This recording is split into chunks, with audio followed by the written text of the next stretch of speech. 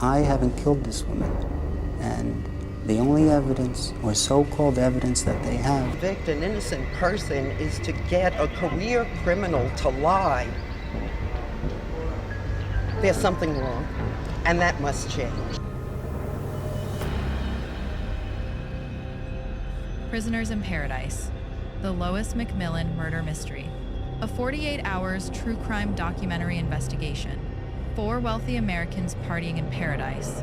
A beloved artist found dead in shallow water. 3.5 years in a Caribbean prison. This is the true crime documentary story of how a dream vacation became a nightmare that would shock the world. The Caribbean sun bathes Tortola in golden light as another perfect day unfolds in the British Virgin Islands. For more than 20 years, the McMillan family has called this slice of heaven their winter retreat, escaping Connecticut's brutal cold for the warm embrace of turquoise waters and endless beaches. Lois McMillan adores this place. At 34, she embodies the free spirit that Tortola seems to inspire in everyone who visits. An artist and graduate of the prestigious Parsons School of Design, she moves through life with a creative flair that sometimes raises eyebrows in conservative Middlebury, Connecticut. But here on the island, her flamboyant costumes and whimsical personality fit perfectly. She grew up there, her mother Margaret would later recall, voice trembling with memories. She adored it. She was well known down there ever since she was a child. This Christmas of 1999 carries extra weight. Lois knows her father Donald is seriously ill with cancer. This holiday season might be their last together, and she extends her stay to spend precious time with her parents at their Caribbean villa. The island itself seems untouched by the violence that plagues much of the world. Crime here is practically non-heard of. The wealthy yacht set mingles freely with locals, everyone united by the laid-back island rhythm. Private beaches, exclusive villas, full moon parties at the famous Bombshell where the legendary punch flows freely, mixed with hallucinogenic mushrooms for those seeking an extra adventure. It is a place of joy, relaxation, and absolute safety. Or so everyone believes. 4 young American men are also enjoying paradise that winter. Michael Spicer, 39, a law school graduate from Virginia and trust fund beneficiary, owns the stunning Zebra House Villa. His house guest, Evan George, just 23, has never even been out of the country before this dream vacation. Alex Benedetto, 37, son of wealthy New York publisher Richard Benedetto, has vacationed here before. And William Labrador, also 37, Alex's best friend and business partner in a New York modeling agency, revels in the social scene that mirrors their Manhattan lifestyle. They all know Lois, the eccentric artist who lives just down the hill. They have partied together before, hitting the island's hotspots, enjoying the freedom that vacation brings. On the evening of the 14th of January, 2000, Lois tells her parents she is heading to a local hangout to listen to music. Nothing unusual. She has done this countless times before. She never comes home. At 12:30 in the morning, Margaret and Donald McMillan pace their villa, checking their watches repeatedly. Where is Lois? This is not like her. Worry turns to panic as the hours tick by. When police arrive early the next morning, they bring devastating news. A body has been found, a drowned young woman on the other side of the island. The body is Lois McMillan. The scene tells a horrific story. Police believe the attack began somewhere along a deserted stretch of road, just a few miles from where Lois was last seen at the Jolly Roger bar. Her car sits less than a mile away at the ferry dock, handbag and money still inside, keys in the ignition. This was not a robbery. A trail of personal possessions marks her desperate escape. A gold necklace broken into pieces scattered from inside her Jeep to the street to the seaside. A can of mace, a hair clip, one shoe, then another, found yards apart. Each item a breadcrumb, marking her frantic flight from an attacker. The physical evidence paints a nightmarish picture. Lois broke away from her attacker and ran, scrambling over a seawall and down onto treacherous rocks. She was trying to reach the police station less than 150 yards away, so close, but not close enough. Her body lies face up in shallow water, an unusual position for a drowning victim. Her shirt and bra are pulled up, breasts exposed. The medical examiner cannot definitively say whether her attacker followed her down to the rocks and held her under, or whether she fell, dazed from the struggle, hit her head, and drowned while sand filled her airways. Either way, something happened that night that filled Lois with such fear that she fled across rocks in the darkness, losing her shoes, her jewelry, her mace, everything, in a desperate bid for survival. For Donald McMillan, viewing the crime scene later during the trial becomes an exercise in controlled anguish. He keeps his distance, unable to get too close to where his only child took her final breaths, where she was both drowned and asphyxiated by sand, alone and terrified. On an island where violent crime simply does not happen, someone has committed murder. To understand how this tragedy unfolded, we must go back and examine the lives that intersected that fatal winter in Tortola. Lois McMillan is the beloved only child of Margaret and Donald McMillan. Her childhood photographs show a bright-eyed girl who grew into a creative, free-spirited woman. After trying her hand at acting, she found her calling in art, eventually graduating from the Parsons School of Design. Her paintings reflect her personality, whimsical, colorful, full of life. Back home in Connecticut, her unconventional style sometimes makes her stand out. Her freedom outfit, as her parents call it, is quite flamboyant for conservative Middlebury. But the community has grown accustomed to Lois and her artistic flair. She is warm, gentle, well-liked. Nobody can imagine her having an enemy in the world. William Labrador and Alex Benedetto grew up together in the glittering world of the Hamptons. While Alex's family has substantial wealth, William's mother, Patricia, is quick to point out that their family is solidly middle class. William had a paper route at 10 years old. They are not rich by a long shot, despite the Hampton panache that colors perceptions of anyone from that exclusive area. The two men love the New York social scene. Working in the modeling industry gives them access to a glamorous world of beautiful people and exclusive parties. When things do not work out at a major agency, they strike out on their own, backed by Alex's father, Richard, establishing their own modeling agency. Michael Spicer is larger than life, always the center of attention at any party. His friend Brandon Cohen describes him as a great conversationalist, well-read, good-looking, and very energetic. His family villa, Zebra House, serves as the perfect gathering place for friends visiting the island. Evan George is the youngest of the group, swept up in the excitement of his first international trip, grateful for Michael's mentorship and friendship. In late 1999, with business slow during the holiday season, a Christmas vacation in Tortola seems like the perfect escape for William and Alex. They join Michael at Zebra House, and the three men, along with Evan, settle into the rhythm of island life. Beach days, evening parties, the famous Bomba Shack with its full moon celebrations and notorious punch. Lois knows most of them. Alex actually dated her a few years earlier. They have partied together on previous visits, hitting several clubs, enjoying the carefree atmosphere that vacation brings. On the 2 nights before her death, Lois goes out with all 4 men, club hopping, drinking, soaking up the island nightlife. But on January 14th, the night she dies, the men insist everything is different. The Tortola police, unaccustomed to handling murder investigations, begin retracing Lois's final hours. David Schwartz, owner of the Jolly Roger, may be the last person besides her killer to see Lois alive. She came in that evening somewhere around 8 o'clock and changed, Schwartz recalls. She was by herself. Somewhere between maybe 8:45 and 9:30, I was looking downstairs and I saw her drive out by herself. No one followed her, no cars, no people, no nothing. With few leads and pressure mounting to solve a crime that threatens the island's pristine reputation, police begin interviewing Lois's friends and acquaintances. Their investigation leads them to Zebra House. That afternoon, just hours after Lois's body is discovered, officers turn up 3 pairs of wet, sandy sneakers and a shirt with what appears to be a blood stain. They notice a small, fresh cut on William Labrador's nose. He explains he got it the previous day while hiking. The other men say the wet shoes are from normal beach activities. The stain might be barbecue sauce from dinner. The officers find these explanations suspicious. Before the day ends, they arrest all 4 men and charge them with murder. The speed of the arrests shocks everyone. Talk about your soul hitting the floor, William will later say, describing the moment police accusingly turned on him. You're sitting there, you're helping out, you're thinking to yourself, what are they doing? And then, okay, here we are accusing you of murder. Deputy Police Commissioner Stephen Johnston, a Scottish homicide detective with 30 years of experience, arrives to lead the investigation. From the beginning, certain details trouble him.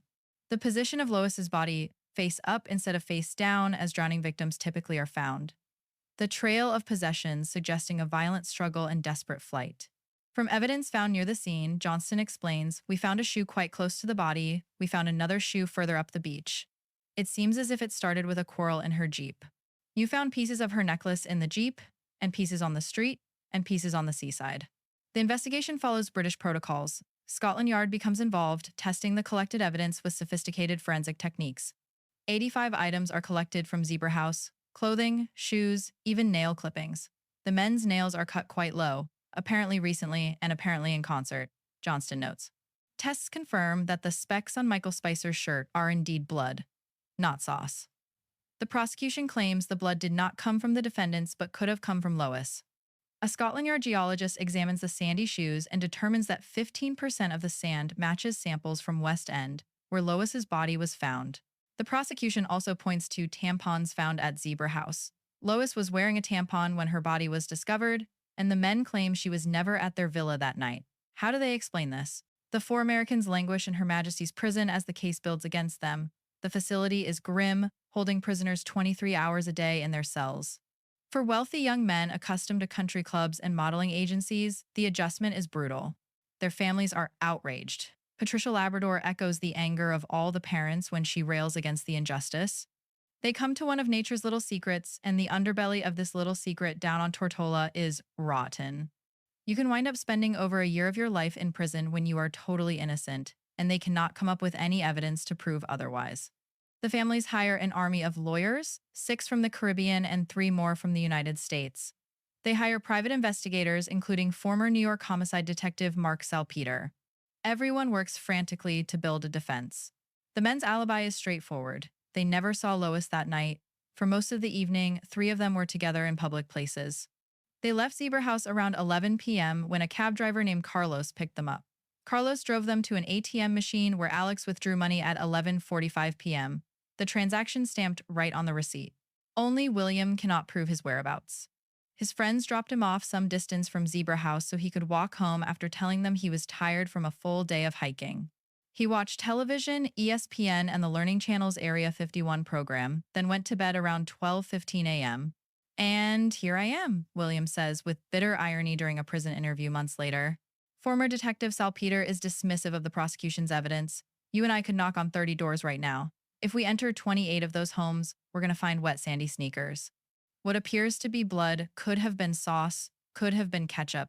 But the prosecution sees a pattern. They believe 1 or more, perhaps even all 4 men, were responsible for Lois's death. The circumstantial evidence is mounting. The blood, the sand, the inconsistent stories, the proximity to the crime scene, based on that ATM receipt. And then comes the bombshell that will dominate the trial. After 16 months of imprisonment, the 4 defendants finally have their day in court. It is April 2001, and hopes run high among the families that the charges will simply be dismissed for lack of evidence. The prosecution, led by 35-year-old Crown Counsel Marcus Williams, must prove murder with a circumstantial case. Under British law, cameras are forbidden in the courtroom, but Williams takes the entire court on a dramatic tour of the crime scene. The 9 jurors, the judge, even the defendants themselves walk through Lois's final desperate moments. Williams builds his case methodically. The broken necklace pieces, the mace she tried to use, the cuts on her hands from defensive wounds, perhaps grabbing a knife, the police station so heartbreakingly close, the sand and water where her life ended. She obviously was overpowered, Williams tells the court. She was close enough to a police station, but not close enough. Donald McMillan maintains his distance during the tour, unable to approach too closely to where his daughter died. Meanwhile, the 4 defendants, experiencing rare moments outside prison walls, bask in the Caribbean sun, perhaps for the last time in many years. The defense attacks every piece of evidence. The blood speck on Michael Spicer's shirt, the DNA profile is so limited it could match 1 in 4 people in the world. The sand on his sneakers? It merely puts him on the south shore of the island sometime in the last decade. The wet shoes? Meaningless on a beach island. The tampons? Circumstantial at best. There is no concrete physical evidence to tie these guys to Lois's death, the defense argues. Not a shred, nothing. After 3 weeks of testimony, the defense moves for dismissal. The judge deliberates for 24 hours, then issues a stunning ruling. He dismisses the murder charges against 3 of the defendants: Evan George, Michael Spicer, and Alex Benedetto. The 3 men walk free after 14 months in prison. Evan, who had never even been out of the country before this nightmare vacation, is overwhelmed. I thought it would never happen, he says tearfully. Michael Spicer is already planning his escape. I will be home to America tomorrow. Alex Benedetto wants to wash the experience away. I want to jump in the beautiful Caribbean Sea and have the salt water wash the circumstances of the prison off me. But William Labrador remains behind bars. The judge believes there is enough evidence to continue the case against him alone. The reason? Thomas Plant. Plant, a Texas businessman in jail awaiting trial for passing bad checks, testifies that he shared a cell with William who unburdened himself about the murder. According to Plant, William asked him whether God would forgive him if he had anything to do with killing a girl. I asked him whether or not he had anything to do with the killing of Lois, and he said yes. Plant testifies that they were in an argument driving along, and that she attempted to pull into a police station here on the island, and he prevented that. One thing led to another, and he had taken her and drowned her by putting his foot on the back of her neck. This account matches the autopsy report precisely. Police Commissioner Johnston explains why this matters. The information he provided was information which we term as someone having unique knowledge of a crime that could only have been known to the person who actually perpetrated the crime. Plant even provides a motive. Money, he says. William told him it was over money and that Lois was not any good. For the prosecution, this testimony pulls everything together. It explains the murder, provides details only the killer would know, and identifies William Labrador as that killer. The defense brings Amanda Neville all the way from Texas to testify. She is Thomas Plant's former parole officer, and she has a message for the court. Plant is a professional liar and con man. He's a swindler, Neville testifies. He's left lots of lawyers with unpaid bills, and there are creditors, 1 million of them, out there after him. The defense reveals Plant's astounding history. 10 marriages, a rap sheet stretching back to the early 1960 seconds, convictions for theft and bad checks spanning decades. Defense attorney Charles Hector hammers away at Plant's credibility. The man told so many ridiculous lies, he says. But Plant remains calm under cross-examination, insisting he has no deal with prosecutors, no benefit to gain from his testimony. He simply told the truth about what William confessed to him in their cell. As the 6-week trial winds down, the judge must instruct the jury. Under British law, he can offer his opinion on the evidence. He does so pointedly, telling jurors he finds some of William's story implausible, but that much of Plant's detailed testimony could be true. The Labradors are confident as deliberations begin. They have spent everything on this defense, and they believe the truth will prevail. After almost 8 hours, the jury returns. The verdict? Guilty. Patricia Labrador collapses in the courtroom, screaming, "Where is the justice? Where is the justice?" as officers immediately handcuff her son. William Labrador, age 37, is sentenced to life in prison without parole for the murder of Lois McMillan. For 2 years after his conviction, William Labrador sits in his cell, writing letters that begin ab dip, another beautiful day in paradise, his bitter joke about his circumstances.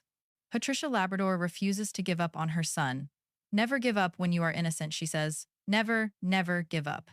The family pursues their final option, an appeal to the island's highest court, based in London. The British judges review the case with fresh eyes, examining every piece of evidence, every witness statement, every legal argument. In a decision that stuns both the prosecution and the Tortola community, the British court throws out William Labrador's conviction and orders him released immediately.